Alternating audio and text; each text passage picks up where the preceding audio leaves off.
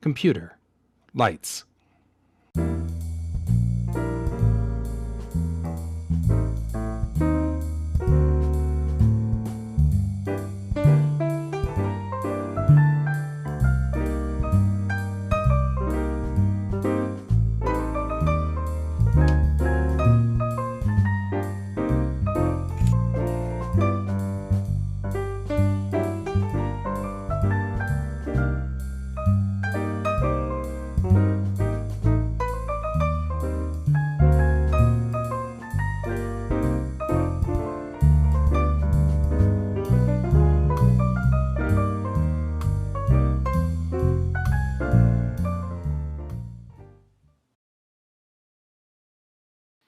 Good morning, everybody, and happy Friday.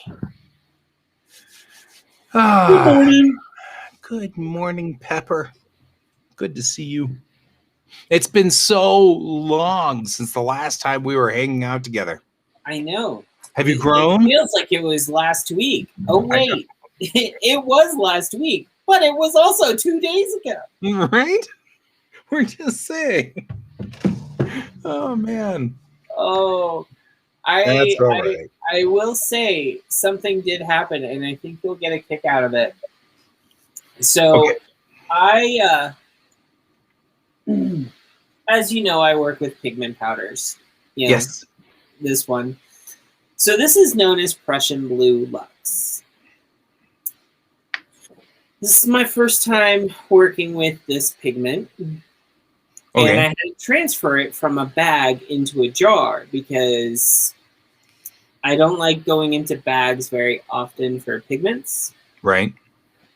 And lo and behold, there was no disclaimer saying how fine this powder was. Right. So some of my fingernails are still blue. My entire desk I had to wipe down with an alcohol solution Oh, my. to get all the pigment off. That's it's awesome. now tinged blue. It got onto the floor. It got onto my feet. It got onto my clothes. It got onto my hands. I had to wash everything pretty much on my desk, including paintbrushes. Thank God it didn't get into my palette. Right. Because otherwise everything will be tinted blue. Yeah, pretty much. Yeah. I had papers that now have like blue streaks on them because I tried to wipe it off and then bam! Yep. Saving grace, I found out that a kneaded eraser can get rid of the lighter markings of the pigment powder. So I just basically started using that. For the darker spots, unfortunately, it looks like I'm erasing pencil marks. Ooh. But the whole thing was for me to take these pigments, and I only got Luxe, Prussian Blue Luxe specifically for the Halloween set. Right. Because it's like that dark, moody, like blue for Halloween. And yeah, that's like my funny moment. Like, gee, I could have done that a whole lot better. So it should be called Martian Blue. And that's a deep cut. Yeah. Maybe. So that's there's a interesting story, the movie The Martian, right?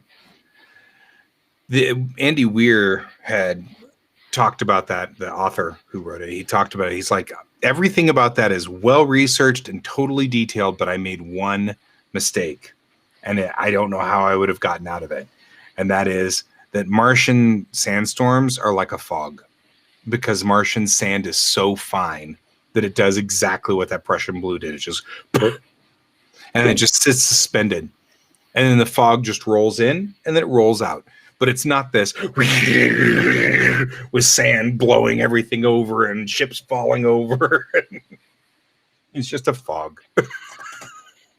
It is dark enough to make all the solar panels screw up, but yeah, it's just a fog. So now anytime anything just poof, I'm like, yep, Martian. Yeah, so it's weird because I had to fill 4 jars. The Prussian blue pigment was the only one I had to put in 2 containers because I ran out of space. Mm-hmm. I mean, and they're all the same weight. Right. This weighed the same amount, and this is a green pigment, and it didn't do anything. Right. Like I like literally just dropped it in. It did exactly what it was supposed to do. Yeah. My favorite one so far is this one. Oh yeah. And it's going back to, so this was harvested in Carpathia, Poland. Oh. So it's it doesn't look Carpathian. And it's a golden ochre. It's golden ochre from there. So I can't wait to play around with this one. Yeah, it looks cool. Yeah. Yeah, I was going to say, I keep thinking, I'm just going to somewhere along the line say, hey, all those Miyazaki pigments, why don't you just hand make those, and I'll pay you for it. But some of those it would be one of those I would have to over time pay because there's 24 of them. That's a lot of money. You can ask Raph. I gave him a discount on. Well, yeah, I'm sure, but it's still work, and yeah. I don't want to sit there and go, well, thanks for giving me the discount all the way to $1 each, and you're like, I'm working for 2 cents an hour, Oh no! If I was gonna do that for I would have looked at you and said, "Yeah, by the way, anything extra, I'm selling." Right. Actually, that might not be a bad counter deal. Yeah. If you could somehow mix up just the Miyazaki shades, because I'd rather have your paints than just some rando paints, because yours come out really nice, and even when I take them to Texas and they soak up the water and then they come up here and then they shrink back down again, everything else starts cracking. Yours just pulled away from the edges, which is totally fine. I mean, cracking would have been fine too, but I'm just sitting there saying I kind of liked what happened to you. So yours turned out nice. I'm actually hoping. I'm really, really hoping for that they come in soon. They're supposed to come in by today. And when I tracked them, they were in Denver, so I'm hoping that they come today. They are a set of watercolor pans made by an acquaintance. I don't know if we're on good terms. He is a creator in the Netherlands, and he does PBA recycled 3D printing, and he's been making pans, and he's been experimenting with different types of pans for watercolors. Mm-hmm, and one of the and he came up with 3 models specifically for when you have that expanding and contracting and they fall out. Mm-hmm. To prevent the fallout, he has 3 different ones. So now I'm going to a little lip on the side or something. Well, there's 3 different kinds. There's one that has little ridges that come out like little thorns in them. And then there's one that has straight lines that kind of stick out. And then there's one where it's kind of like a lip that goes around on the top, but nothing's underneath it. Mm-hmm. So I'm going to test those. And this really wouldn't be a problem if they just had thorns sticking into it just to hold the paint in place. But that's exactly what happened over there. When I brought my palette back, I popped it open, and one of the paints in there just came out and fell on the floor, and I went, well. So I picked it up and put it back in. No, one of the other cheap ones. Well, yours pulled away from the side, but it didn't pop out. My personal paint has actually fallen out in my own palette. I'm not that worried. The only thing I had to do was I just wetted the sides and I stuck it back in, and it stayed. Exactly what I did. Mm-hmm, yeah. So, and right now my palette goes nowhere. It just sits right there. So it's not like it's traveling with me or something. Well, I have a traveling palette. Like I This one actually have is a a traveling palette. It's just Yeah. that it's COVID. I haven't traveled anywhere. You know? No, when I mean a traveling palette, let me get it and I'll show you.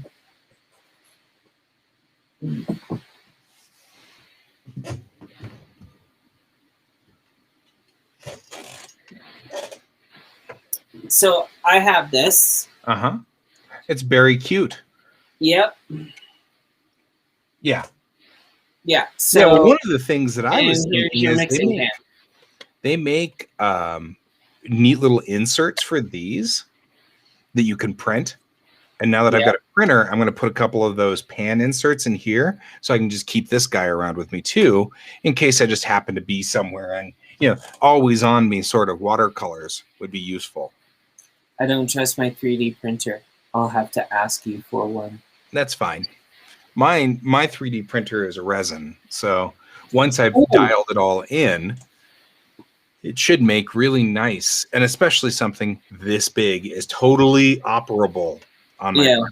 So I would happily trade you that for some Miyazaki colors, which is where I'm going.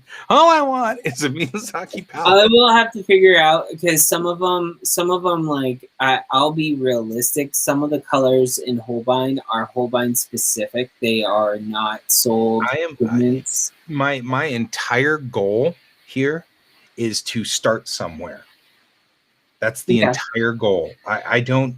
When it comes to watercolors, I just picked up like the first 12 colors and put them into bins, and then realized I was missing a certain color, a certain shade of this. I can't do realistic trees because I have exactly one green, and it's like nuclear green. And you know what I mean? I can't make any trees. So you know what I mean? I just can't make a picture because I don't have the correct variety. I just picked the first 12. So my thought was, all I'm really after is colors that are close to that so that I can have that variety to start.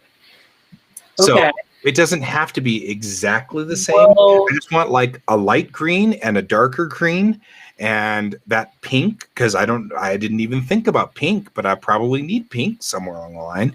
And you know what I mean? Like it's got that opera color. And I'm like, I didn't even think about that.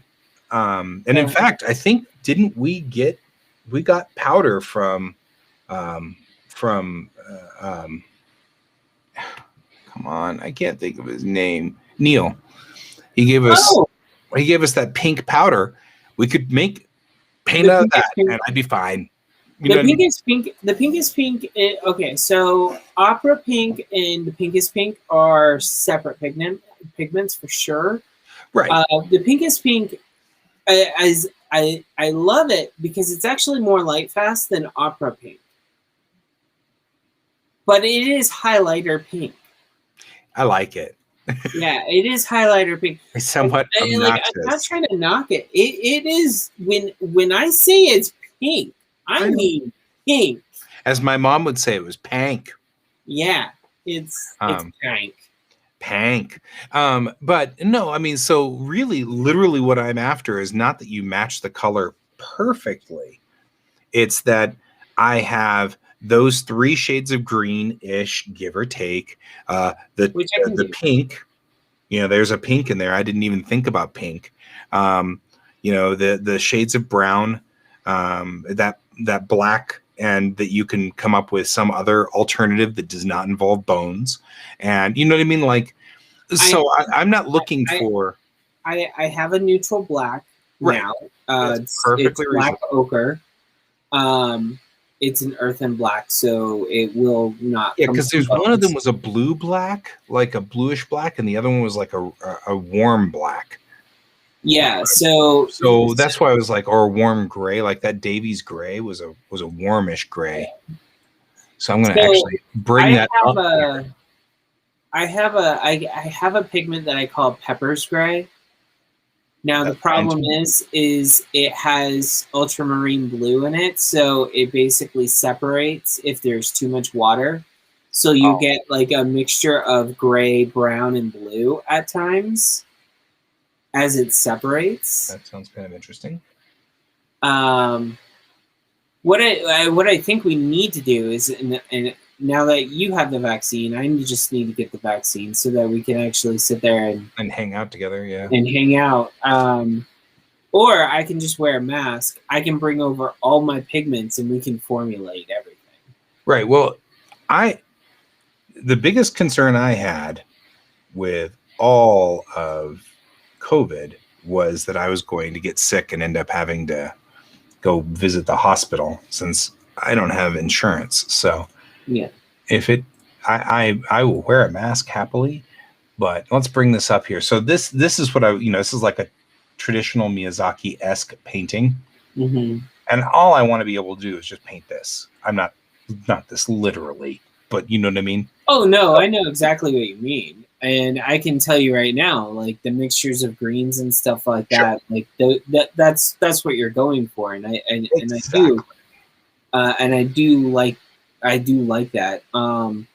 But what I was trying to get at is if I can get a sample of all the pigments for you that I have, Yeah. like we could just meet up one day and we could take all the samples that I have, I'll put it in one kit, bring it with me, and we can try to color match or try to get the closest approximations that we can. Right. Right. I mean, yeah, like I said, I don't need it to be perfect. I have a Viridian now, but I also have so I have a lot of teals now. Right. Well, that's what I was noticing is like with this one, if you look at this, there's 5 different shades of blue. There's 4 different shades of green. There's 5 different shades of yellow. There's 3 browns and only 1 red. I don't know. I might, but actually technically 2 reds because vermilion hue is technically the warm it's an red. orange. Yeah, but I mean, but that's what I'm saying is like, you're getting caught up on vermilion. And I'm like, I'm not talking about that. That's an orange. I just want an orange. The idea here is this looks like a good variety starter pack so that, because like I'm looking at this going, I would want a fire engine red because I do a lot of pennants on starships. And so I'd need that red for the pennants and then Bussard collectors on the front of the engines of starships. A lot of the paintings I do are of starships. It's a thing. Anyway, but I'm looking at this going, but if I started with this, I would at least have a variety. So whenever somebody comes along and says, oh, could you real quickly paint me a sunset? I wouldn't be looking at my 1 yellow and going, well, this is going to suck. I've got 73 blues and 1 yellow. So that's all. Yeah, no, I get it. So yeah, we could just get together and then you could say, I've got this is close to Crimson Lake, and this is close to Opera, and this is kind of close to that vermilion hue, and I'd be like, perfect. That's perfect. Yeah. That's perfect. Now that I'm talking to you, I think I should probably go on and buy the Pinkest Pink for myself. I have some of that Pinkest Pink. I actually am pondering saying, would you didn't he give you some too? Right? Yeah. We've got to, I mean, I don't know. I may never use that, but I feel like I'm missing out if I don't have it. Actually, it's super simple to make yourself. Sure. It's just if you go onto their website to culturehustle.com, you actually will find out that you could just mix it with water and it becomes watercolor paint. Oh. The pigment is formulated in that manner. So I can make my own. Just mix it up. Yeah, but I will be realistic. If you want it to last a lot longer, Arabic is probably better. Or just say, hey, can I pay you like some money and would you please mix it for me? If you're gifting me the use of your Pinkest Pink, I will make it. It's fine. It's fine. I don't know if I will. I mean, it sounds like a lot of fun to have a zillion tons of it, but really, I think I really need is two bins. I don't think I'll ever use more than that. How much did he give you? Let me go see. Because I mean, It's right over here in my artwork. Oh, sorry, cat. I scared the heck out of the. There you go, George. Chased all day by somebody. I won't name any names, George. We won't leave her alone. Okay, so here we go. I actually don't have as much as I thought I had. I thought he gave me more, but he didn't. Well, maybe he did, and I'm just not seeing it. But I've got this amount right now. Oh, yeah, that's the same amount that I got. Yeah. Well, I think that's what he had was like 60 of these or whatever. Yeah. And then I still have all the stuff you've made for mine. For I can tell you right now that the thing that you just showed me, I've been able to make up to like 6 pans, I think. 6.5, something like that. Well, and they're pretty solid. It's not one that like I don't have to do that one in layers because of the way the nature of the pigment is. mm-hmm. I literally put it in and it's done. It works. Yeah. But looking at this pink really, pink, it also dries really, really well and fast. Like it's like probably the fastest darker than Opera. Well, Opera is a tad cooler. Yeah, it's a tad cooler. It's also when you mix it up, it doesn't have a vibrant pink like look. It looks like it's like a darker like purplish pink. Right. The thing is it's not pink, like it doesn't show up as that vibrant pink until like you actually use it on the paper. Yeah. With the Pinkest Pink, it is different because it's the same color in the pan as on the paper. The term for that is color fastness, right? So Opera Pink has a lower color fastness than the Pinkest Pink. Yes. Right. The reason I'm saying that is because one of the reasons why I'm saying, hey, will you make all of my paints for me, is probably because I'm having color fastness trust issues, right? I'll go get a paint and it looks the same as this paint, and then I put it on the paper and it's like 4 shades over and twisted on the hue wheel or something like that. I'm like, this isn't the same color. So yeah, let me explain. I don't think you got the correct term properly. I mean, not. Color fastness is actually on how well a pigment lasts in light. So, like, we'll take Egyptian blue. It's one of the oldest pigments known to man. We still have the formula from ancient Egypt. Has not changed. People still use it today. You can still find, like, if you take an ultraviolet light, you can still find where it is on monoliths and stuff like that that were painted back in the day in ancient Egypt. Here's the deal. Naked eye, you can't see it anymore. Right. Because it was out in the sun, those UV rays hit it, the light fastness of that pigment goes down over time because especially over 6,000 years, yes. Yeah. Now, when we were talking about Mayan blue the other day, the reason what makes Mayan blue so interesting is we don't know the exact original formula that the Mayans used.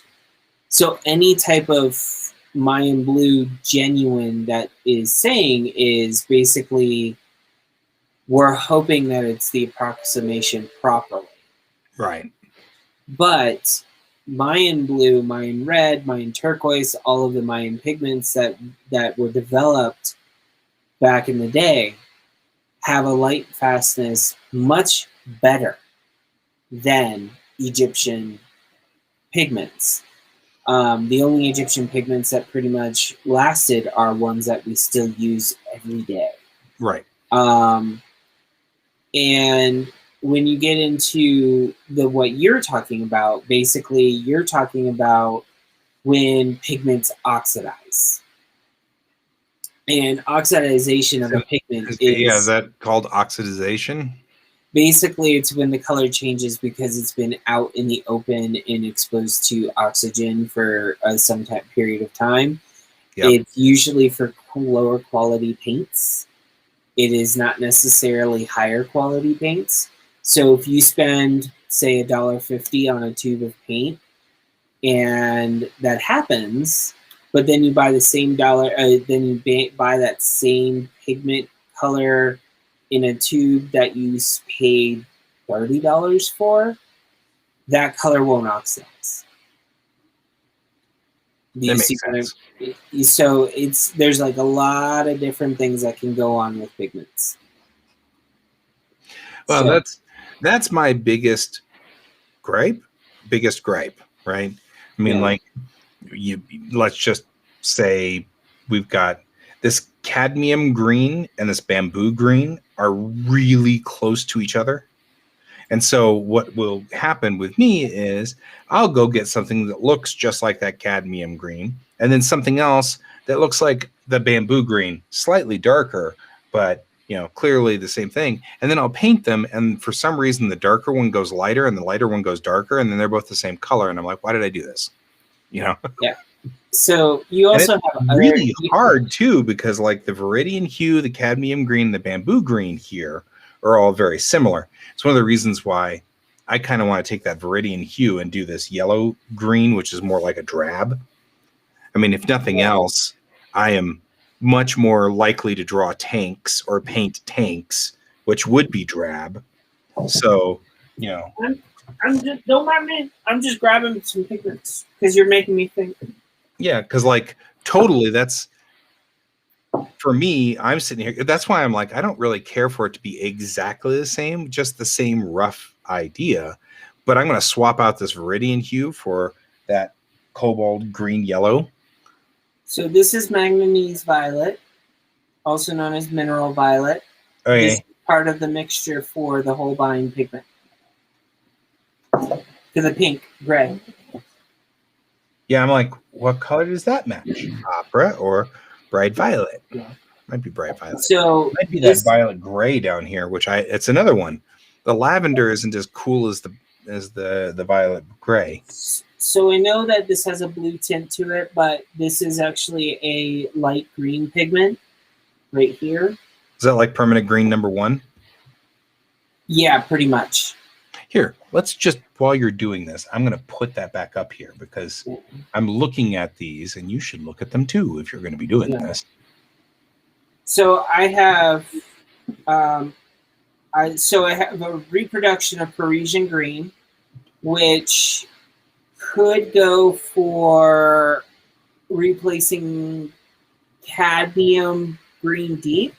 I'm okay with that. Then let me see here. I have sky blue, which could probably take the place of cerulean blue. I have pistachio green, which will probably, I don't know how this one will work yet, so I will hold off on that. Well, you can mix them. I have legit Viridian. Is that not Viridian hue? I have Viridian. Like Viridian green. Viridian green. Well, the Viridian hue just looks an awful lot like that cadmium deep green. So to me, I'm like, they're almost the same color. Not enough of a difference for me to, I mean, one's cooler, one's warmer, but it's not quite enough of a difference to justify me having 2 pigments devoted to it. Yeah. I also have poppy red. So the color of poppies. Like fire engine red? Pretty I can't much. see it. Yeah, I need it's fire engine in a red. bag. This is actually one of the pigments that I cannot. I have to use a respirator and I have to use gloves with. Yeah. Like I cannot get around. Well, then I definitely need like 62 pans of that. Absolutely. Yeah. If it's going to kill you off, then I absolutely need a ton of it. Yeah, but then I also have red cinnabar and red crimson. Yeah, because the Crimson Lake is a nice sort of like a darker red, like somewhere between red and maroon. Yeah. That's actually Crimson Lake looks a whole lot like I like the uniforms from the movies and Star Trek. Oh my goodness, I'm finding more Prussian blue. Yay. All right. And then I also have, like, besides these 3 yellow pigments, I actually have like about 7 more. I see. You're into yellow.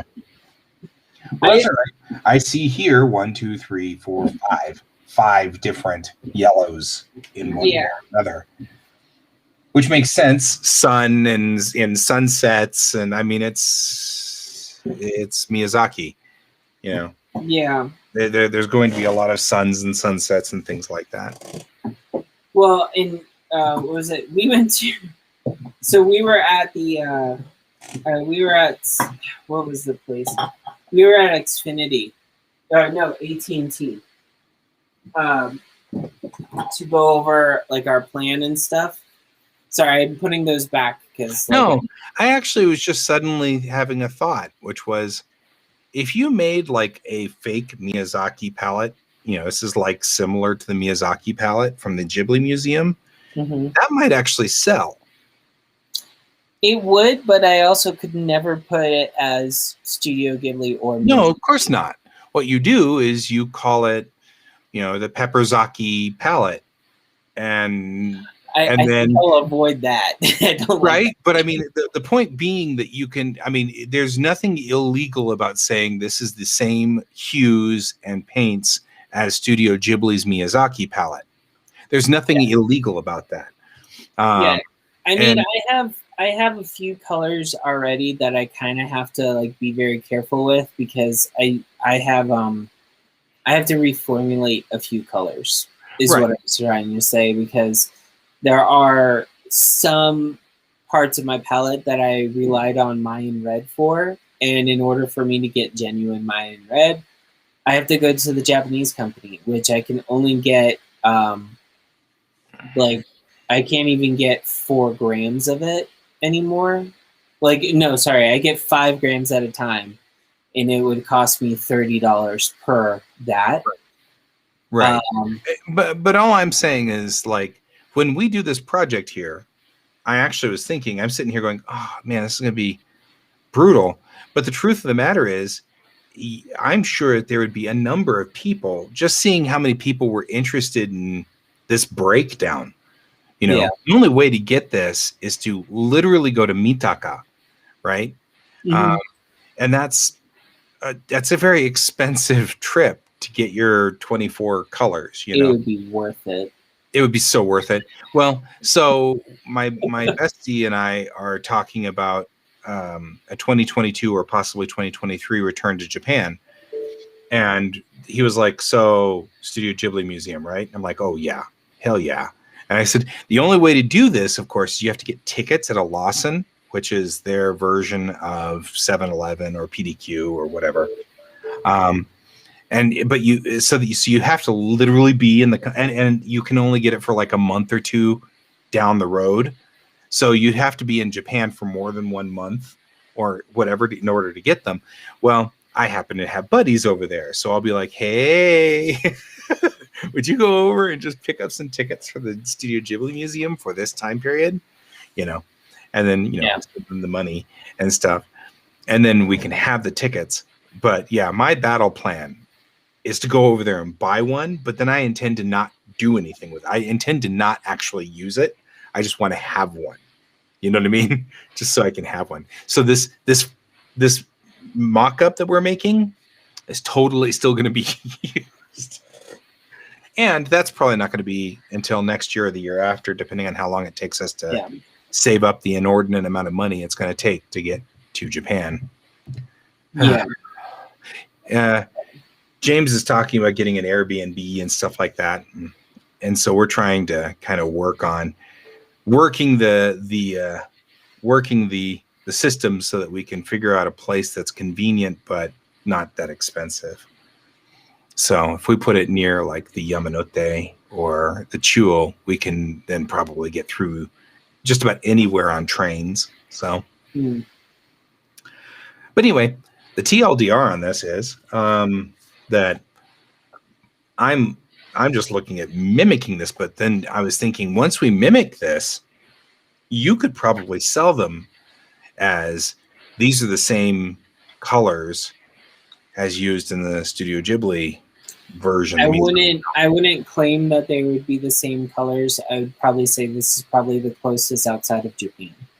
I don't. However you want to sell it. Yeah. I may also not even just say that it's a Miyazaki palette. I may just say, here's what I can do with it, and like just present it in a way where I do like, because I've done fan art of for Princess Mononoke, in which case I mimicked the style of Miyazaki's. Sure. Basically, I did the background. You know that the place where on how he does his rocks. With in that movie, you have like all the moss and stuff all over it. I recreated that with Sin and one of the giant wolves. Mm-hmm, mm-hmm, mm-hmm. Not Mother, but one of the siblings. I'm with you. Yeah, so anyway, that was the TLDR. Is that way I don't feel so bad about making you make 24 specific colors for me. Well, I mean, if I already had more than just those hands. If I already have the pigment, I can just sit there and like make it up, because at this point, I think I have enough differentiating colors that if I wanted to make a 24 palette, I probably could. Yeah. Well, this is just to guide me so that I have a good place to start, because I can, like I said, I already can tell that I need a Fire Engine red on top. You never know. You never know. I could get another thing of glass, and I could also get like a second Muller, and I could basically look at you and just say, "Hey, next week you're coming to my studio and mulling, and you're going to be mulling. And the best thing about it is paint making process goes. You have to wear a mask no matter what. So." Yep. Well, I'll mull that over. Yeah. Very punny. Uh-huh. I work hard at these puns. Oh, you have dad jokes for days. It's in the blood. So, yeah, okay, cool. Well, this week, yesterday was really rough for me, but I seem to have gotten over it. I found my computer was getting progressively slower. It had gotten slower and slower, and it was getting to the point now where I would click the Windows button and wait 40 seconds to 70 seconds before it would actually bring up the things, the apps, whatever you want to call it. Mm-hmm. And it was taking about 30 to 70 seconds thereabout just to do anything on my computer. If I brought up a picture, it would take 30 seconds before you could switch to the next picture. So I spent yesterday hunting down the problem, calling the people who built my computer. They're like, "Oh, it's because you got a hard drive instead of an SSD." And I'm like, "No, this thing's slower than my 386. This thing is acting like I installed Windows 10 on my 386. That's the way it's acting. I mean, it's just like, this is ridiculous. This is not anything that a modern computer should be acting like." And we were talking about this Wednesday. I was having problems with my computer. Yeah. And it's been getting progressively. I found out what it was. It was Windows indexing. I have no idea what had happened or why or what caused Windows to start indexing everything. But it was indexing and prioritizing indexing over any other instruction that came through the system. And I have 8 terabytes of data. Literally thousands upon thousands of photographs, and it was indexing each and every one of them. And I was like, no wonder you're running so slow. You're indexing something in the order of like 500,000 photographs. I get that. So I turned off Windows indexing, and poof, it's running so much better. But I could tell when I brought up Task Manager and Resource Monitor, my C drive was pegged at 100%, 24/7, all the time. It was just pegged out. And I was messages from Bill. Yes. So they were kind of right on the hard drive thing, because the Windows assumes now everyone is going to be on an SSD, and so it just thrashes rusty, spinning rust out. What you can do if you don't have an SSD in there at all is eventually just pick one up on Newegg. It's so cheap now. Yeah. Install that, install Windows on that, and then use your 8 terabyte as your like storage volume. And tell your indexing to not index that, index your SSD instead. Yeah, that's actually what I'm going to do at some point here. I've got a 2 terabyte C drive and a 6 terabyte D drive. And so I'm just going to, the original plan was to do exactly that. I was going to have I was going to buy an SSD whenever I got this. The thing that aggravated me, though, was they were sure that this was not a problem with Windows, but that this is just clogged up data that I just needed to go buy an SSD. And I'm like, yeah, but $100 towards an SSD or to replacing Lightroom so I can get away from Adobe. This is my new plan, is to buy permanent programs to replace everything so I can get out of Adobe, because Adobe's driving me bonkers. Their gateway program keeps crashing and having to be reinstalled over and over and over and over. And until it does, you have to type in your name and password over and over and over in every program every 20 minutes. And like Photoshop will shut down because it checked and then the gateway failed. So you are not a registered user. So it'll say, do you want to save your picture before I close it? Because there's no other option. Closes, and then it reopens and says, type in your password. So that was getting to the point. I'm getting so tired of it. I tried to get them to fix it, and their whole thing is, nope, it's on you. It's not us. And I'm like, I'm paying you guys like $50 a month and have since 2013. You could treat this a little bit more seriously than, no, it's on you. But you may want to check your fees there. Well, that's for Adobe, because I can yeah, that's tell you right now. I started at $50 a month. Yeah, it's 53 and I can now. tell you, it's not $50 a month. It's 53. But I mean, the whole point is that I've been paying that since 2013, and I'm tired of it. I mean, I've paid, if you think about it, I've paid something like $6,300 now for Photoshop effectively. Because I do use Premiere, and I do use Lightroom, and I use Adobe Audition, and I use Character Animator.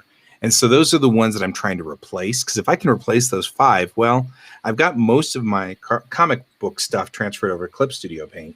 And I could probably learn GIMP, but I think that all I really use Photoshop for that's not comics is adjusting photos, like when I take my pictures. So if I take a Lightroom replacement, that might cover. So between Clip Studio and whatever replaces Lightroom might cover everything I've ever used Photoshop for.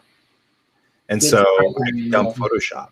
If you YouTube Adobe alternatives, the hate is real out there. Yeah. And a lot of people have started to just say, use this to replace this, use this to replace that. Totally. Find all. The only thing most of them will tell you that you will end up missing from Adobe is just the integration factor. And that you can use a PSD or a .ai file in any of the other programs, and everything's interoperable. And you don't get that. You'll have to find some transitional format from one program to get it into another program. Yeah, well, I'm noticing like Clip Studio saves in PSD. Yeah. You know, Clip Studio doesn't care. So, and now that Clip Studio loads all my brushes, that was pretty much the last big gap, because I have all these specialized Photoshop brushes. Well, Clip Studio just recently, in the last update in March, they updated so that they can now load ABRs. Well, as soon as I can load my own brushes, I've got no real reason to stay in Photoshop. I think I've loaded Photoshop 3 times since March. Everything else I've just run in Clip Studio. So I'm like, we're getting to that stage where it's like, I don't need it. I don't need Photoshop. And I mean, as our last conversation, like when we were together on Wednesday. Yeah, thank you, Bill. Yeah, bye, Bill. Thank you. As always, thank you. I think the line work that you can get with Clip Studio is much better than Adobe Photoshop. Anyway, well, that's what I was doing, was building the lines in Clip Studio and then sending them over to Photoshop to paint. Yeah, but now the brushes. But now you don't have to. Like, I mean, when let me be realistic though. When Clip Studio first came out, like I tried it. and I Yeah. didn't like it. It was a Because mess. the first generation was not great. No. Um, And I get that, but But- it's getting to the point now where it's really nice. yeah. The I only mean, thing that does bug me is the text. Text is still a mess. But yeah. I haven't done the EX function of it yet. I own an EX Clip Studio. So I've got the extended version that does all of your comic book work, like from script through. And I haven't Yeah. activated all of that yet. Once I do, I haven't explored it. I get that there's, a whole lot of automatic stuff, like automatic bubble generation, automatic, like once you get all the text in there, it understands it. But right now it's driving me crazy. Like, because there are like some stupid stuff that it has, and I'm like, you clearly are a Japanese program. Like, it defaults to whatever was the font that you had last time, and it stays that way this entire time. So if I had Arial up for my last session, it'll always be Arial through this one. I have to keep switching it to my comic fonts because I have my own font. I made my own handwriting so that whenever I write my comics now, it's in my handwriting. But I don't have to actually hand letter it. It's all my handwriting, but it's not Well, I've got those loaded in, but they'll switch, but then they only stay permanent after I've saved and closed and reopened the program. And that next time then is when I need Arial. So it's like, It's a whole new world. it really is driving me crazy. Yep. No, she wants feet. It's a fantastic point of view. There we go. Hardly an inconvenience. Anyway, I love those videos so much. I love the fact that I could say that and you know exactly who I'm talking about. Those are great videos. Oh, it's even funnier because you can tell that the culture is changing. Our culture is changing. YouTube is the thing now, and even us old guys are starting to like watch YouTube videos all the time, and we're like, really? Because I don't think it has like to deal with like I think it has something to do with the fact that people are now understanding that the wealth of knowledge that's actually out for free is outweighing the wealth of knowledge that you've always had to pay for. And messages from Bill. right? I think it's also YouTube is capitalized on the fact that standard broadcast media, it just isn't offering the content that we want. Right. Like I'm big into like gardening and hydroponics and aquaponics and stuff like that. And show me a channel where I can watch stuff about that. Or like I love like there used to be a channel for tech stuff. Yeah, I don't remember if people remember. I think it was recently. It was G4. Yeah. And before that, it was called Tech TV, and then they killed it. And so now, where do you go to find that? Nowhere. Nowhere. So you have to go to YouTube to find tech content. So. Right.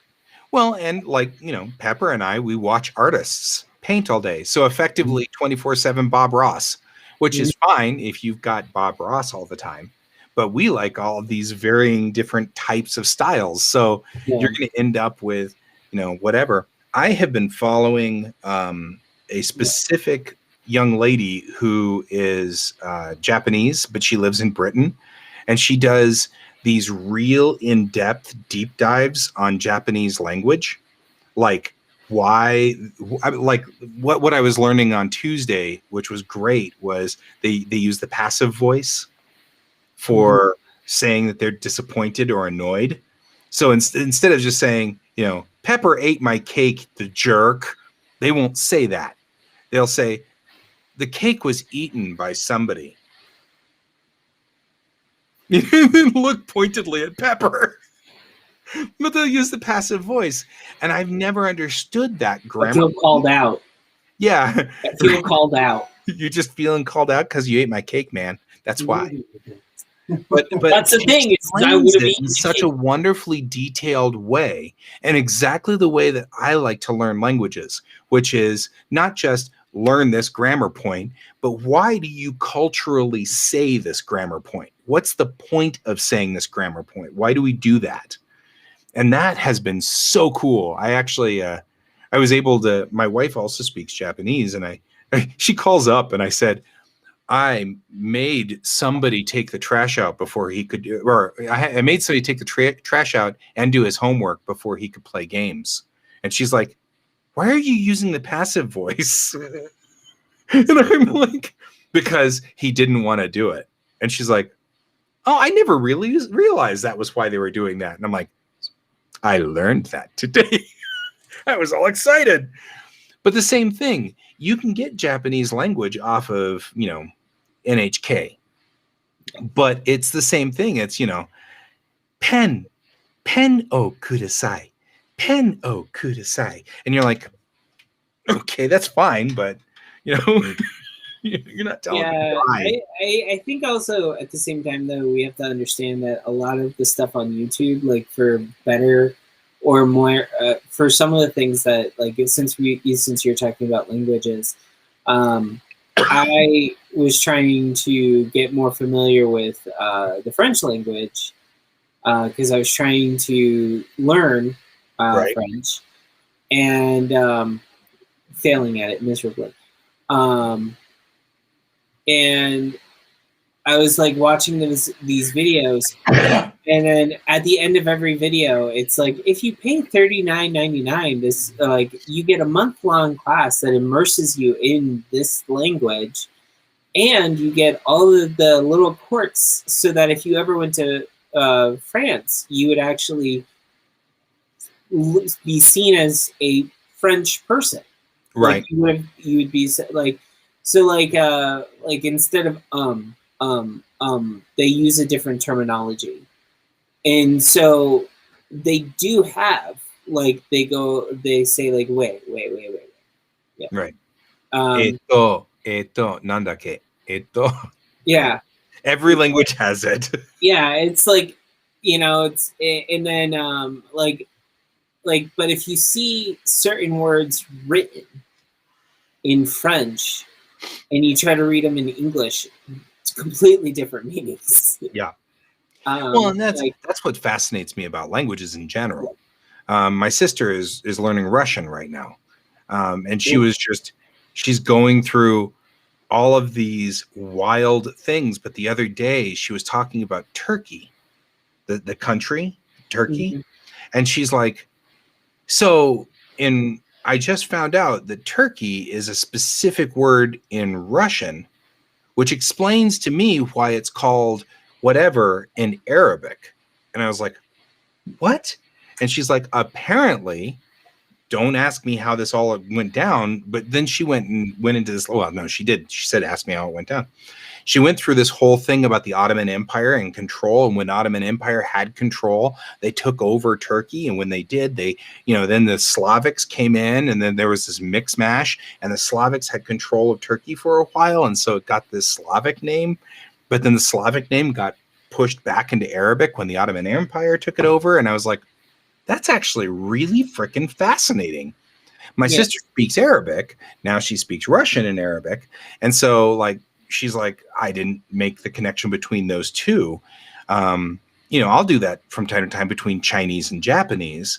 There are these weird connections, but then there's like weirder connections, like part-time job is Arbeito, which is Arbeit, which is German. I'm like, how did you get a German word? It's like everything in Japanese is English except for like weird things like that, which are then sidelined German. And it makes no sense because they were connected to for the world wars. Yeah, it's kind of like in my family, like a lot of people, because my grandfather's Polish, everyone just said Poland. Right. But like my family started visiting Poland and found out that no, it's Polonia. Yeah. And you know, We Polish just don't call it English- Polonia because you can't put it on your sandwich with cheese, Yeah, exactly. right? I think you're also thinking of kielbasa. Or Polonia sandwiches. Polonia sandwiches, yeah. I'm just, I love kielbasa. Oh my goodness. I'm hungry.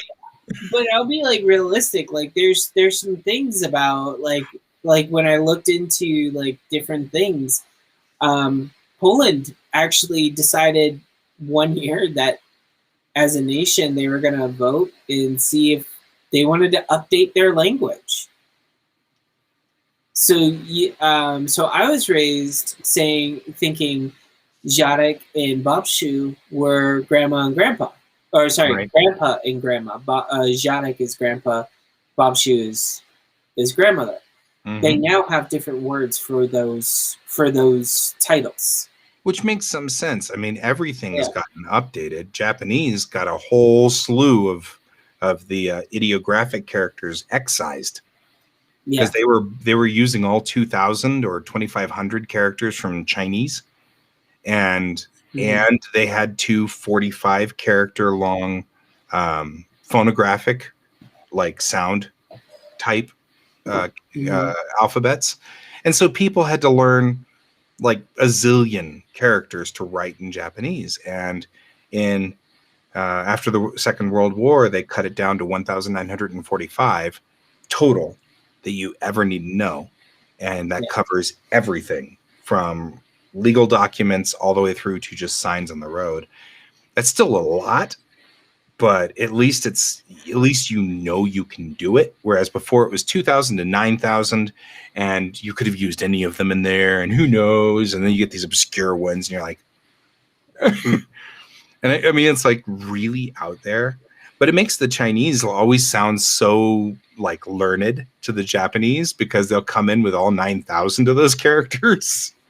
And the Japanese are like, I've never seen that character before. What does it mean?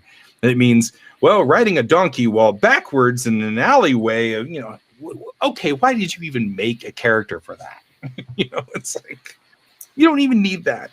Well, it's kind of like getting to other types of form of informing. Mhm. I worked in a center which dealt with insurance for a little bit. Yeah.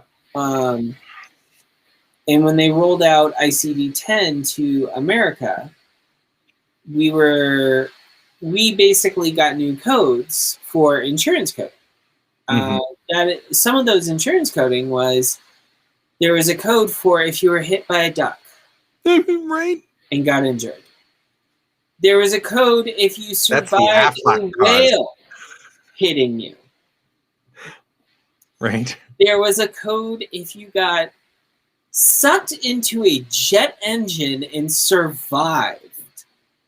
Now, see, I have seen what happens when people get sucked into jet engines and not survive. So the fact that you can get sucked in, and I saw somebody go through a jet engine on the deck of an aircraft carrier, and he made it through because he had his helmet on, and he came out the other side, and the engine was screwed. But it's still, he gets up, and he's like, and everybody's like looking at him. I'm like, well, yeah. So I guess people do get sucked through engines. I guess that happens.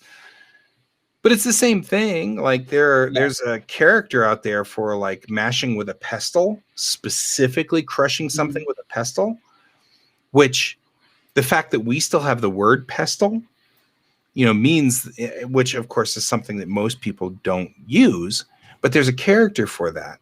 And that has been depreciated, except that in Cantonese, they have co-opted it to mean something else, like, running a red light or something. I'm just making something up. So they've co-opted it.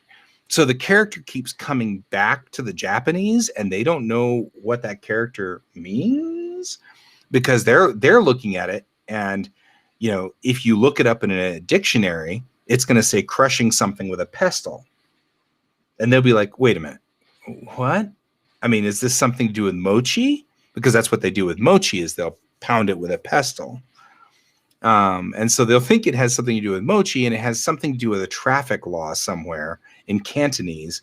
and they co-opted the symbol, which makes some sense. We have English terms, and you never realize how convoluted slang English gets until you have a foreigner trying to learn English, and she's looking at you going, why in the world would you use this term? It makes no sense.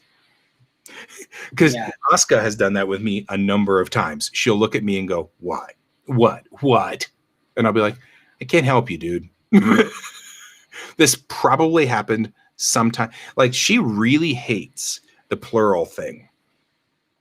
You know, like, it's one fish and two fish, and it's one sheep and two sheep, but it's one paint and two paints. She hates that.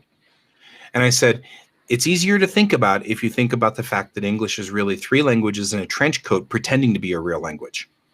And one of those languages is Gaelic, which doesn't have plural.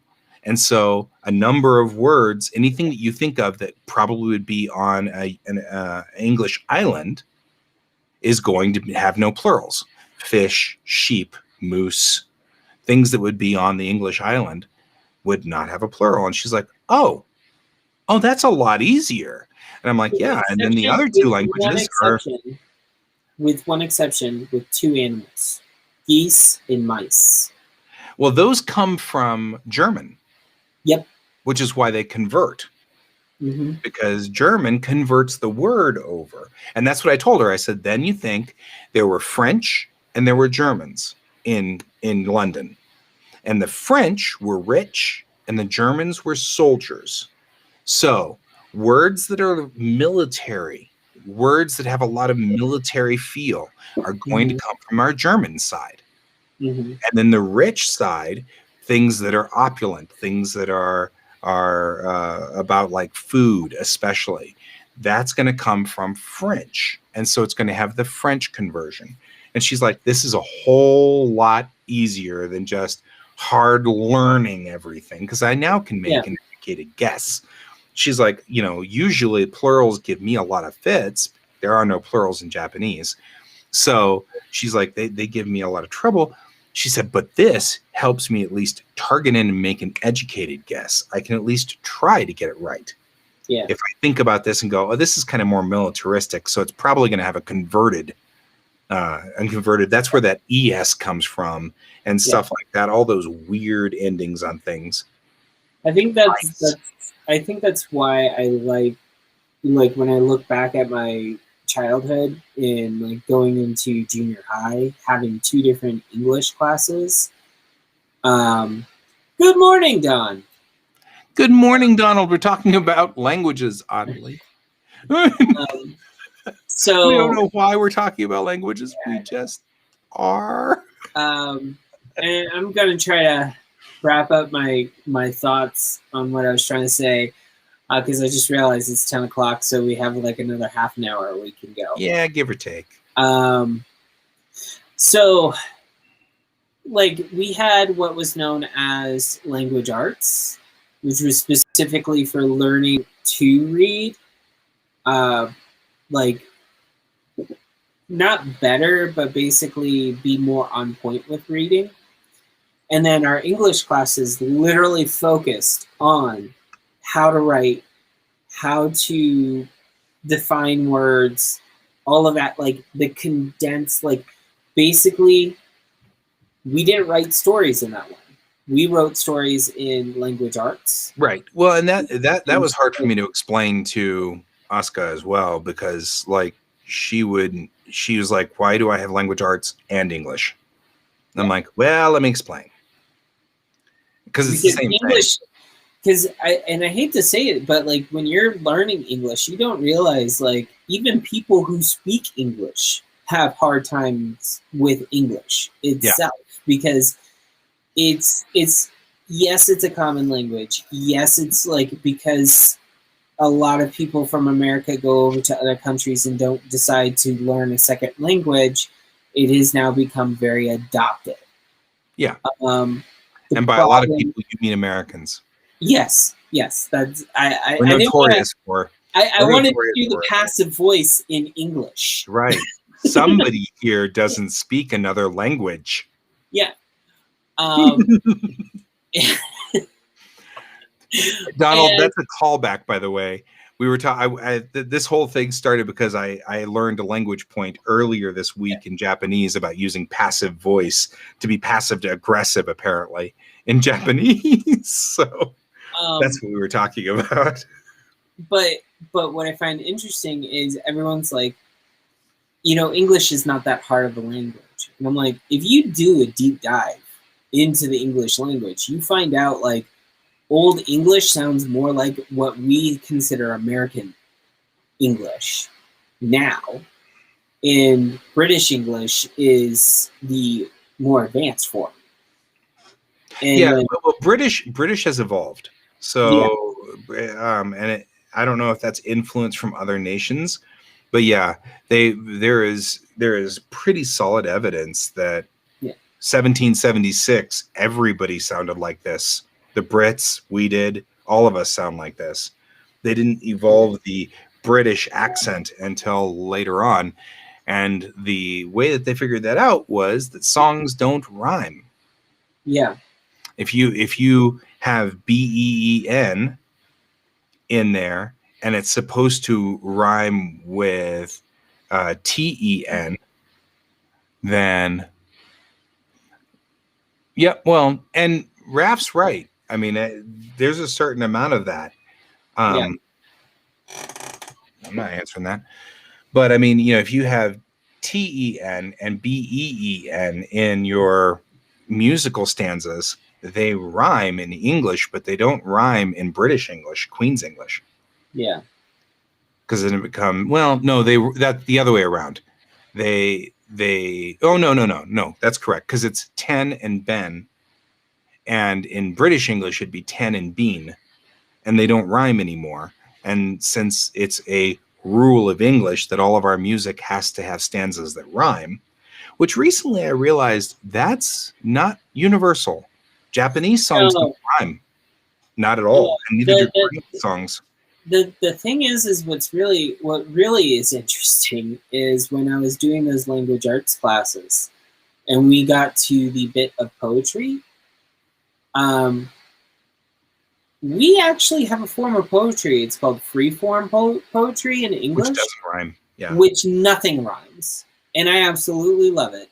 Yeah. Because it flows, it makes sense, but you don't have to submit to the rhyming pattern. Right. And I think what it is what a lot of people don't realize is basically the reason why we have the rhyme is to create a rhythm. They offered Pascal? That's awesome. I mean, I guess totally I would think that a computer language counts, but still, that's neat. Huh. I took shorthand. In high school, I took shorthand. Any language I could. I love languages. Yeah. But like I said, don't remember a single bit of it, but I remember the thing I like about Amano Misa is that she breaks the language down like I like to hear. She's breaking down the why we say these phrases and what the difference is between. She is fluent in English. And so she's Japanese, but she's fluent, absolutely fluent in English, which means that she actually has like the deep dive on English, which means that she can do that flip over and say, in English, we would say, this. Like she goes into why bad language and saying bad words. Japanese don't say bad words. None of them have the same impact. And so she was explaining how you take the same context, concept, and idea and translate that into Japanese. So you can still accomplish the same goal of making everybody go, oh, but you failed Spanish. Raf, we can't take you anywhere.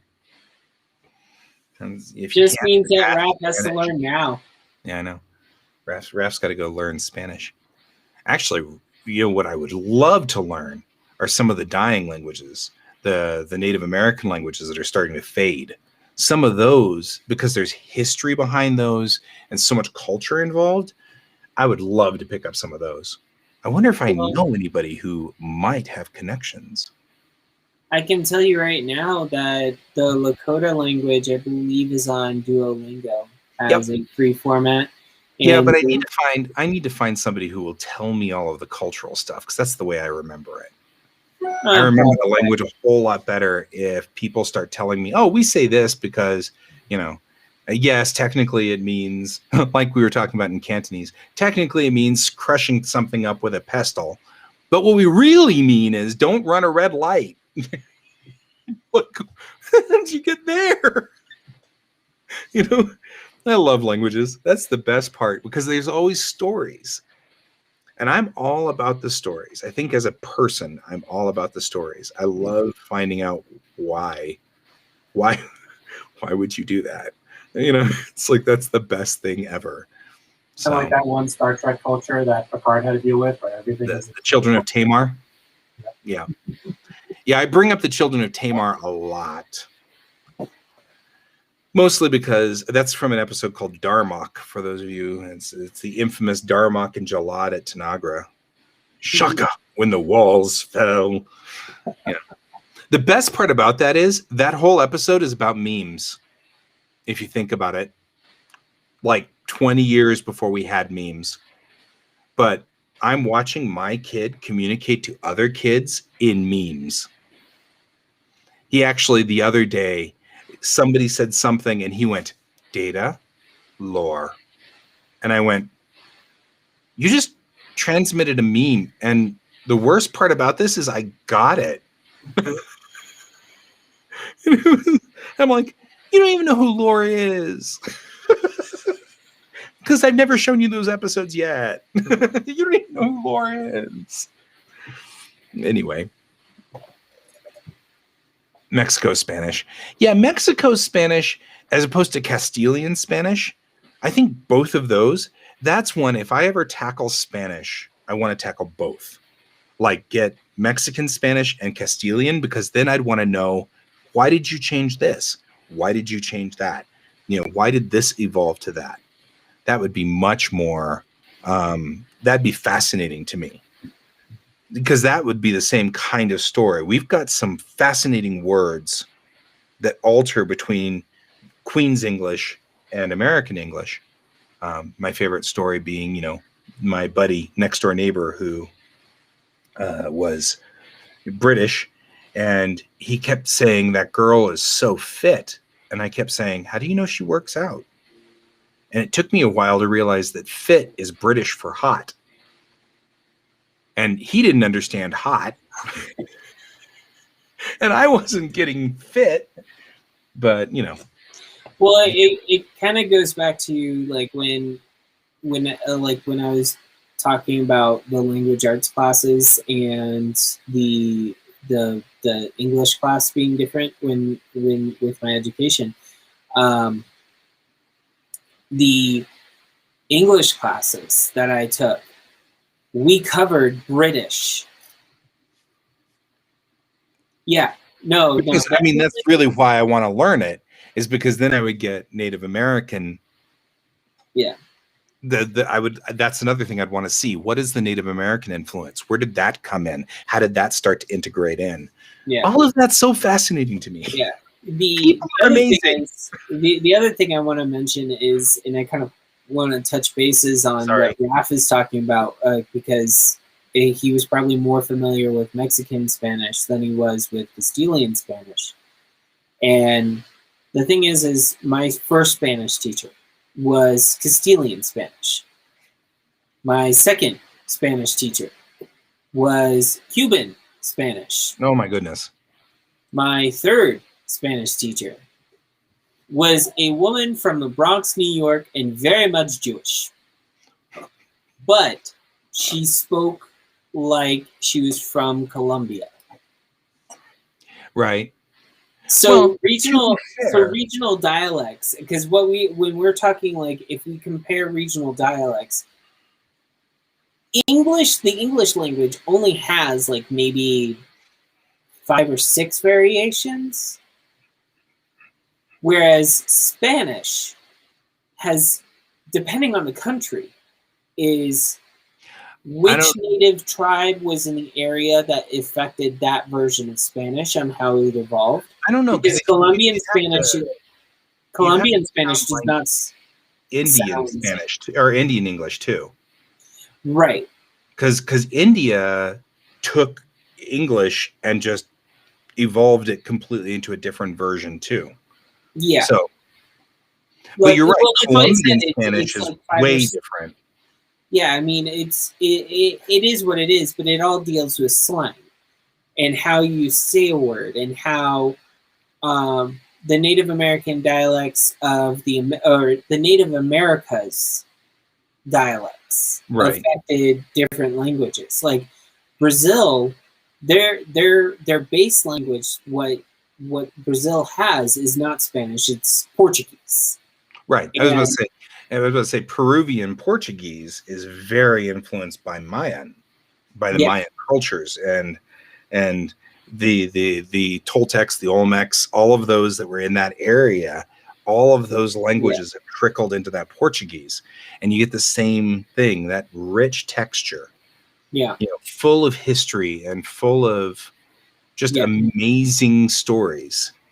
Yeah, and I mean, Donald makes a point. Mexico has 34 distinct languages. Yeah. Dialects. Right. I mean, we only know the one. Depending on whether you're in the Yucatan or whether you're in Chihuahua. I mean, it does make a very big difference depending on what part of Mexico you're in. Yeah, it does. Even me. Messages from Bill. Messages from Bill. So fun story of differences between different Spanish dialects. A good friend of ours, her father is Peruvian and her mother is Puerto Rican. He is a neurologist. And during his practice, he had a mother bring her son in because he was having trouble hearing and things like that. And they were checking his brain and whatnot to see if there's anything there. Right. So he figures out what it is. And it's something not that severe. Medication can easily solve it. So he explains to her it's a parasite. And the word he uses is, he says it's the word in his ears. And he just it's a medication to solve it. Well, she starts flipping out. So he's not sure what's going on, so he calls his wife to figure out, I said this is what it was. And I believe she was Cuban, and there's some crossover between Cuban and Puerto Rican. So she said, oh my God. He said, the word for worm in Puerto Rican is the word for male genitalia. Right. So you just told her that there's that in his ear. So yep. Well, and to be fair, if you translate that to English and say I have an earworm, that comes out as a different thing here too. It means that you're stuck with a song that you can't get rid of. Yeah. Right. I mean, even that only works in American English. Wouldn't work in British English. They don't understand earworm. Yeah, I mean, I think I was exposed to Puerto Rican Spanish more because of where I was at in Florida. But I will say Puerto Rican Spanish is very, very much influenced by other ones. That's funny. Because I have relatives that learn to speak Italian because there's a lot of crossover, same wording in Italian as in Puerto Rican Spanish. So it's very interesting because I don't think that's possible with other dialects of Spanish. Right. Whereas Puerto Rico was a hub. They adopted many languages, not just the native Puerto Rican language that was already there. Right. Well, and to be fair, it does make some sense. Like there are certain Indian dialects that I cannot understand. But one of my favorite stories, we went when we had the first teachers brought into Japan. All of us were in the same class of, getting acclimated, whatever you want to call it. We all went to dinner, and as the Scottish guy got drunker and drunker, I couldn't understand him. And so I had the Irish guy next to me translating, and it was making the Scottish guy mad because the Scottish guy's like, I'm speaking English. And I'm like, I know you are, but I'm not following. And the Irish guy's like, well, what he said was this. And I'm like, well, there you go. Also, fun fact, the Irish guy and I were sitting there, and he leans over to me and he goes, "I think you and I are the only people at this table not subjects of the Queen of England," because I was the only American. But there's like Australians, and there was like Scottish, and there was English, prim and proper English, and I was the only one from America, and he was the only one from Ireland, and we were like, "Yep, we're the only ones here who aren't subjects of the Queen." That was kind of cool. My final fun fact point, there's a YouTube video on the top of the YouTube video, it was talking about language and time travel, and that you could actually only go back so far back in time, because at some point English is not even English today, and you wouldn't understand them, even though they were speaking English. My wife actually learned Old English. She actually can read Old English, and she does, and it's not, you can't I mean, you'll pick up a word here or a word there, and you can hear like "and" is "und," and that comes obviously from the German thing, but you can, when she speaks in Old English, it's like, I don't even know what you're saying, but you know, it kind of reminds me, Old English, like speaking kind of reminds me of like, if someone were to say like, "Hey, we just figured out Klingons we're actually a thing, and they're coming down to visit us," and they like, it's like, ah! Yeah, and she will go back 3 levels of Old English, and she gets to a point where because like the latest version, like the 1800s version of Old English, isn't so bad. You get back to Shakespeare, and it's hard, but it's not difficult, or it's not impossible. You get back to traditional Old English. We had to. I'm trying to remember, because the school I went to, they exposed us to Donald's reading the Bible in Old English. Yeah, that's good on you. I will not read that history book. Yeah, well, that's one of those. If you're reading Old English to the 1600s, 1500s, that was a Renaissance in English where everything sort of settled in the 1500s. So just before Shakespeare started writing all of his plays. It's one of the reasons why we can pretty much read Old English plays from Shakespeare's time. But prior to that, there's a video that I saw also out there where a guy read Beowulf. And he read it in modern English. Then he went back to like the 1500s English. Then he went back to the thousands English, like 1100, 1000.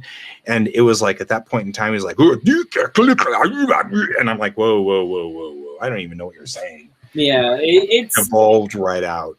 It is like I mean, but when you hear it, it's like, okay, so this is on where English was, and now we have different things. But the thing is we also didn't really, since our language kind of evolves over time and it changes generation by generation, we don't have a recording of how it was sounded back then. Right.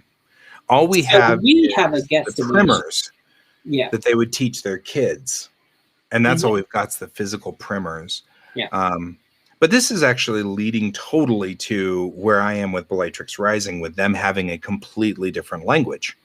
Yeah. If you funnel all human beings down to a random picking of 70,000 people off this planet, and then have all of those, and just a random 70,000, not specifically taking one culture or specifically taking one race, you end up with just a spattering of one out of every whatever that is.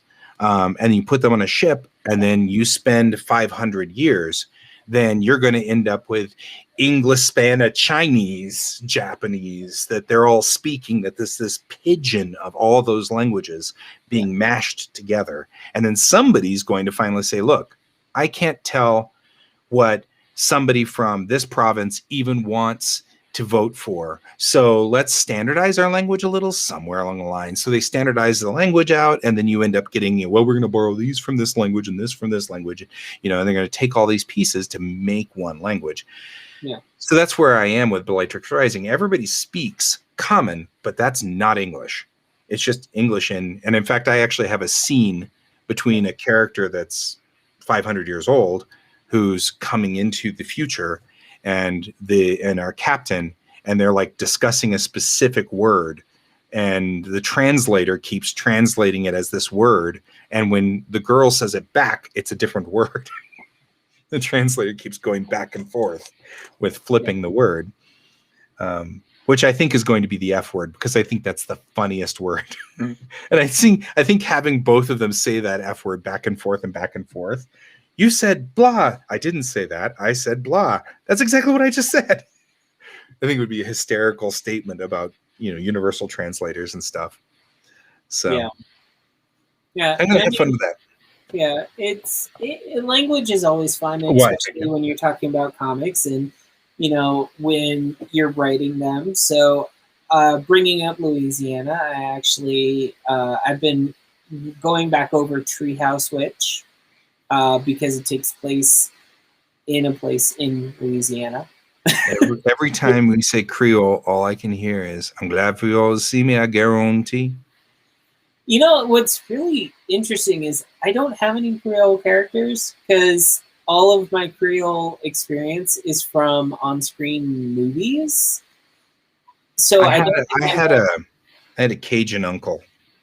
Yeah, I don't think I want to put anyone that's Cajun unless I actually get help from a Cajun. So Raph's like, hey, you put a product plug in. Really, honestly, we are completely off what we should have been talking about today. Oh, it's fine. We should have been talking about Treehouse Witch. We should have been talking about Bellatrix Rising. We should have been talking about all kinds of stuff. But no one was interacting with us until 10 o'clock. I know. But so we just got like totally off onto this tangent, and now we're all over the place, which is fine.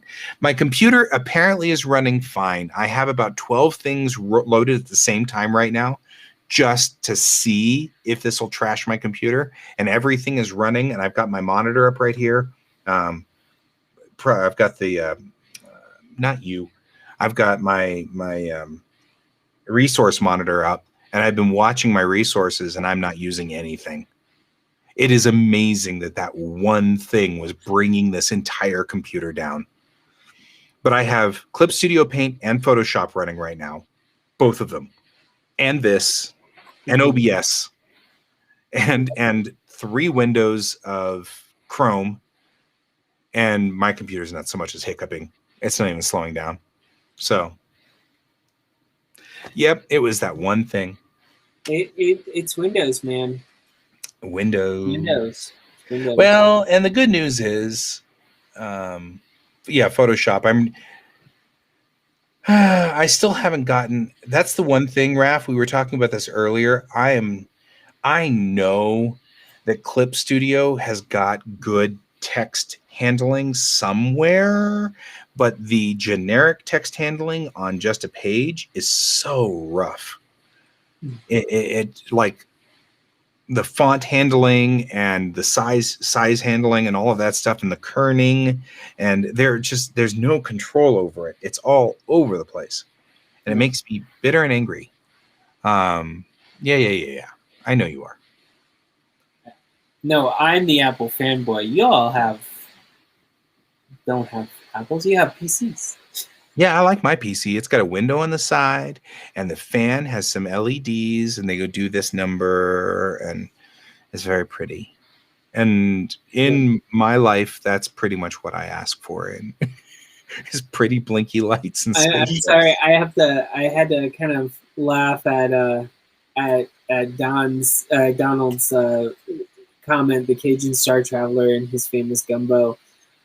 I honestly, with Treehouse Witch, like if I introduce any more characters, like I think that's probably the perfect way to inject a Cajun character.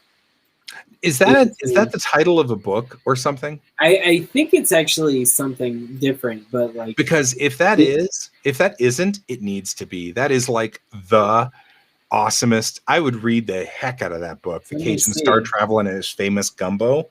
That is like the best title. Anyway, something to think about from the people of Getty. I don't know. Because if it's not, I'm writing that down.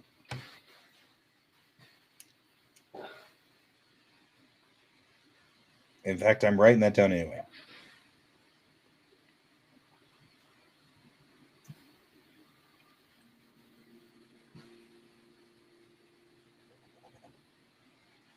Nope, all I get, and it's definitely not a thing. It's literally I get gumbo recipes. That's it, man. You have coined the next comic that maybe Pepper and I and Raph are all going to work together on.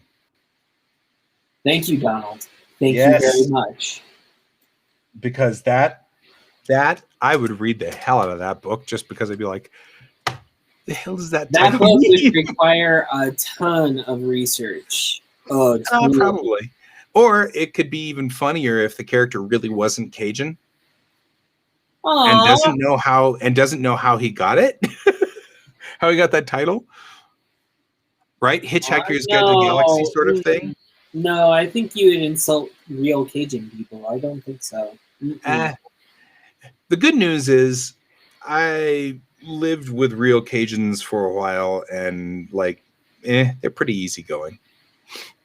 I mean, in my experience, granted, that's family, and family is, the best thing about the meanest thing that Uncle Tilu ever did was make me eat hot sauce straight.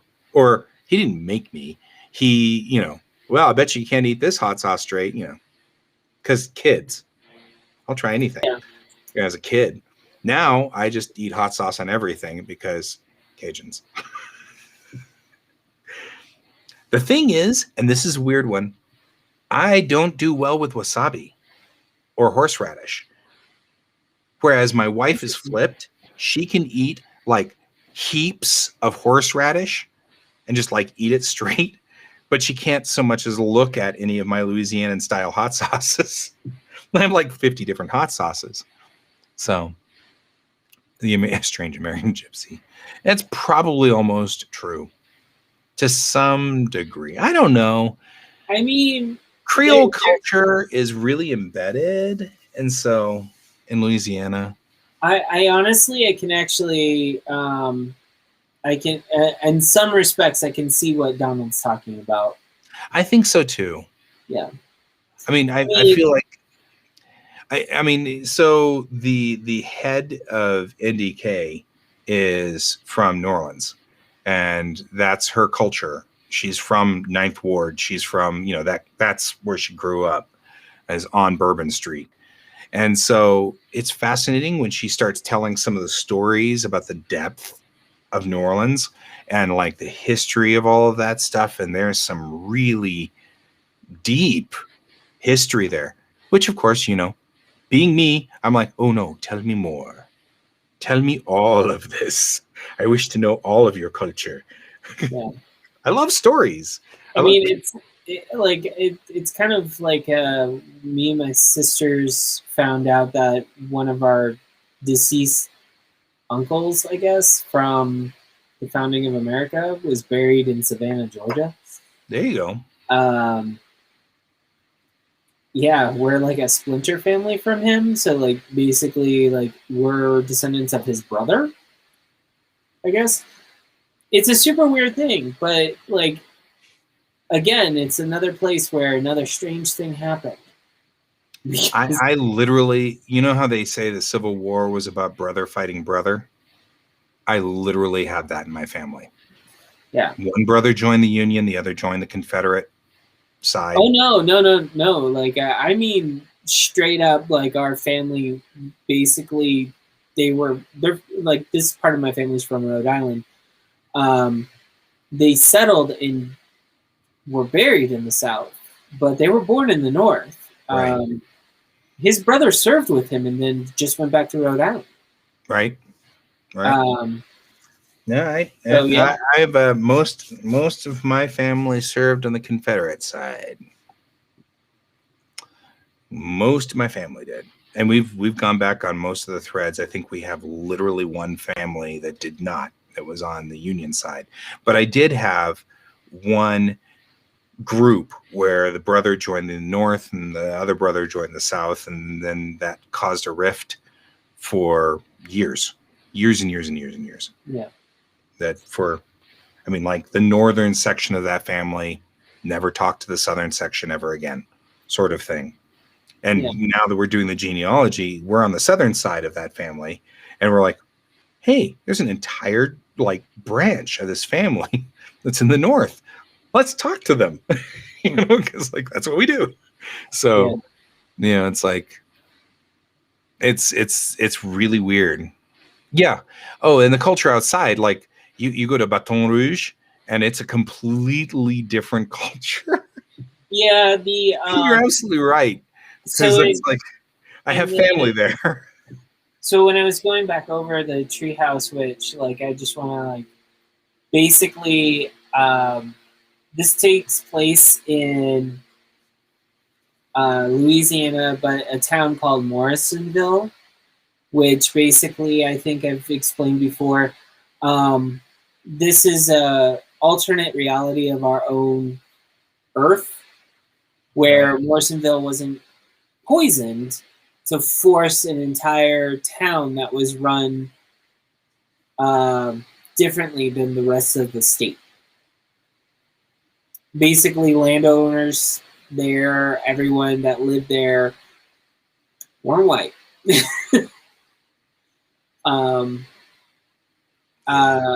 So, like, as the thing evolved, like, obviously, I'm gonna have to put some type of Cajun influence in it somewhere. I'm just gonna have to figure out how to do it in something that's explainable and something that I can do easily. Donald Pickett's great uncle was General Pickett. That's cool. My great uncle was Nathaniel Greene from the Revolutionary War. You go to Johnstone Square on one of the ghost tours, you will find out a fun fact about Nathaniel Greene's Johnstone Square grave. Nathaniel Greene believed that yellow fever came from Spanish moss.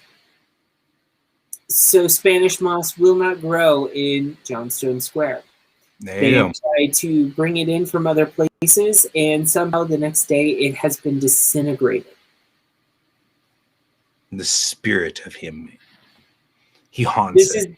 is We were not a talking. new We were thing talking in last my night family. about haunting on Geek Tank, and Yeah. we were like, some of us are just too lazy to haunt somebody, so we might just haunt a space.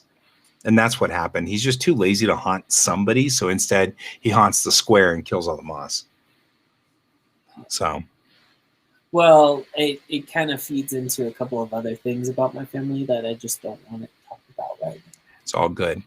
Yeah, I've got Stewarts. So I am a direct descendant of Robert the Bruce. And I mean, because my grandmother's maiden name was Stewart. So that's where like Stewarts are right there. And most of the remaining family on my mom's side are the Stewarts right now. I've got a handful of the Stevens, but for the most part, it's the Stewarts. And they are direct Stewarts from King James and from Robert the Bruce and all of that. Yeah. My dad tried to say that we were like that from our English side, and when I got a 23andMe test done, and it definitely proved that was not true. Yeah, no, the 23andMe came back like 922% Scottish. Not really, but I am a lot Scottish. He turned on Braveheart. Yeah, well, I mean, there's all kinds of stuff going on. I mean, Mary Queen of Scots is in there. You know, Yeah. She was doing great until she lost her head. Or Anyway. turned bloody. Yeah, there was all kinds of stuff going on. It's a brutal Mary time. Queen of Scots was also known as Bloody Mary. Bloody Mary. She killed a lot of people. Yep. So, But also, I'm related to, I mean, more Benaiah Stewart, who was my great great great grandfather, was part of, or forged the oh come on, the river in D.C. with Washington, George Washington. I've got Nile stuck in my head, and it's not the Nile, and I can't. The Delaware. Delaware. I'm Thank you. familiar because my Nathaniel Greene was second in command to General Washington, and his brother, which is who I'm descended from, was on the same boat. Yep. And so was my great great great grandfather. On the other side of the family, I had a guy who built Mount Vernon. So, you actually Yes. can go. George Washington crossed the Thames. Thames. That's what he crossed, was the Thames. This is the alternate history where the Americans pushed back and took over Britain. But I mean, it's like, see, Thames, there's another one that messes with everyone because it's Thames. That's Thames, you people. Anyway.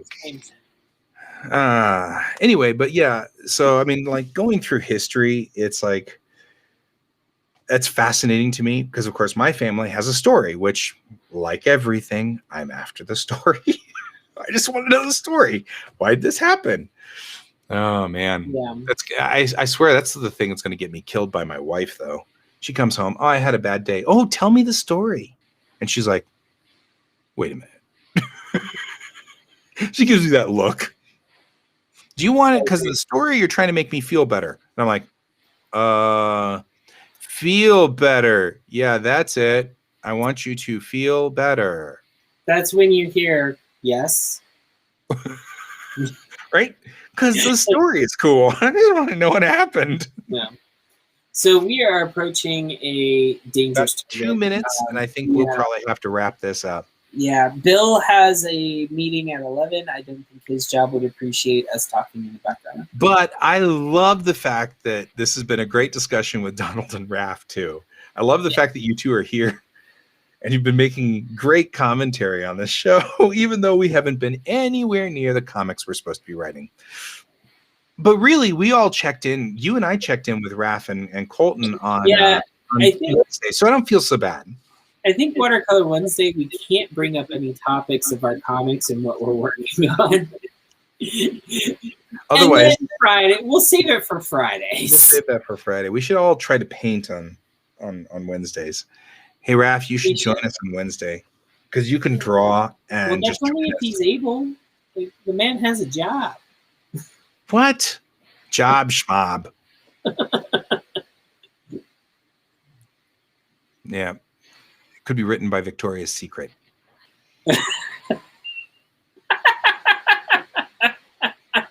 Hey, Christina, if you're listening, you could hit him. It's okay.